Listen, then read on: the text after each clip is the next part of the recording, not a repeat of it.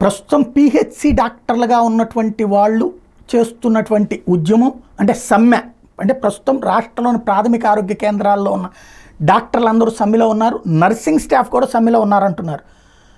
ఇందులో కీలకమైనటువంటిది పీజీ వైద్య విద్యలో ఇన్ సర్వీస్ కోటా కుదిస్తూ జారీ చేసిన జీవో 85 రద్దు చేసే వరకు సమ్మె విరమించబోమని పిహెచ్సి వైద్యులు తేల్చి చెప్పారు.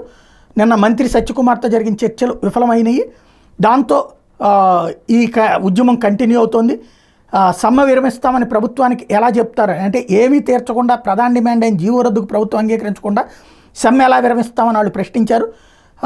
ఏదైతే కృష్ణబాబు ఆధ్వర్యంలో జరిగినటువంటి ఈ చర్చల్లో జీవో 85 రద్దు, పదోన్నతులు, ఇంక్రిమెంట్లు సహా పలు అంశాల మీద వైద్యుల సంఘం నేతలు మంత్రి దృష్టికి తీసుకెళ్లారు. జీవో రద్దుకు ప్రభుత్వం అంగీకారం తెలపలేదు. జీవో సవరణ చేస్తామని మంత్రి హామీ ఇచ్చినట్టు ప్రకటన విడుదల చేశారు.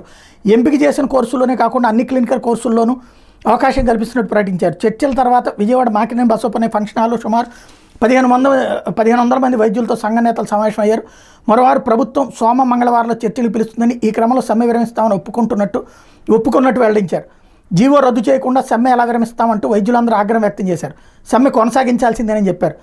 ధర్నా చౌక్లో నిరసన తెలుపుతున్న వైద్యులని పోలీసులు అవమానించారు. ఇన్ సర్వీస్ కోటా కుదింపుని వ్యతిరేకిస్తూ విజయవాడ ధర్నా చౌక్ నిరసన పోలీస్ శాఖను వైద్యులు అనుమతి కోరారు. బుధవారం నిరసనలు తెలపడానికి పోలీస్ కమిషనర్ అనుమతి ఇచ్చారు.